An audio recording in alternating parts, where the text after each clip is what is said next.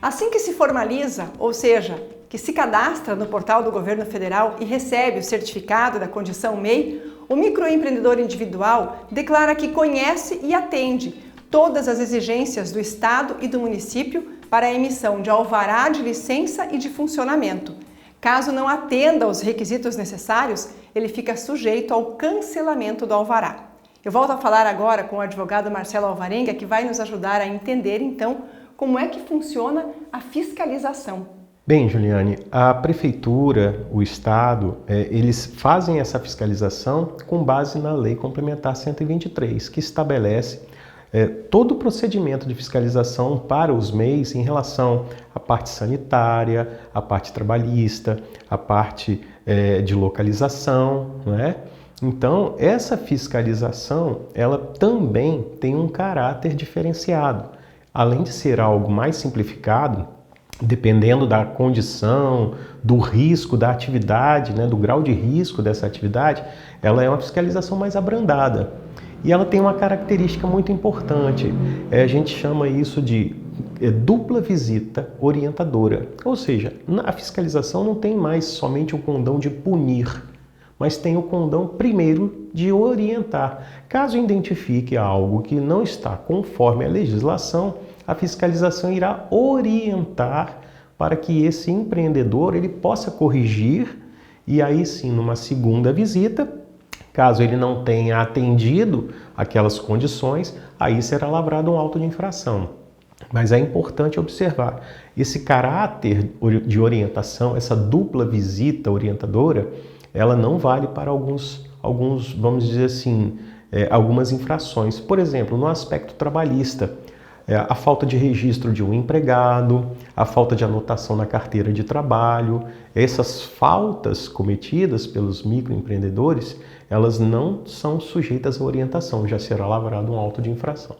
Agora, o primeiro alvará que é emitido é um alvará provisório. Exato. Qual o prazo de validade, de funcionamento desse alvará provisório? Então, quando ele constitui MEI, aquele alvará de funcionamento provisório vai ter a validade por 180 dias. O que acontece nesses 180 dias? Bom, a Prefeitura poderá fazer uma fiscalização para perceber a adequação do local, da atividade, né? Estando tudo correto, depois de 180 dias, esse alvará que era provisório torna-se definitivo. E caso não atenda dentro desse prazo às exigências da lei, o que acontece? Aí, neste caso, sendo feita uma fiscalização e constatado irregularidades que não podem ser sanadas ou que não foram sanadas no prazo, esse alvará virá a ser cancelado pela Prefeitura. E é importante entender, este cancelamento ele tem efeitos retroativos.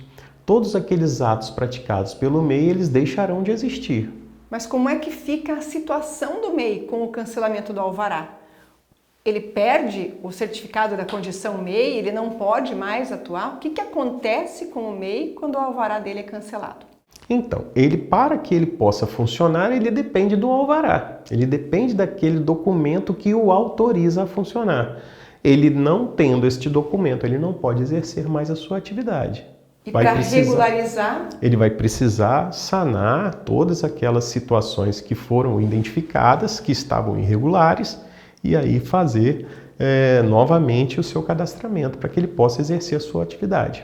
E o que são exatamente essas três situações?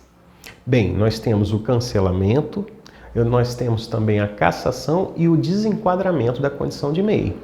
O cancelamento, ele ocorre quando a Prefeitura identifica que naquele local, naquele endereço, não pode ser exercida aquela atividade que o MEI elencou.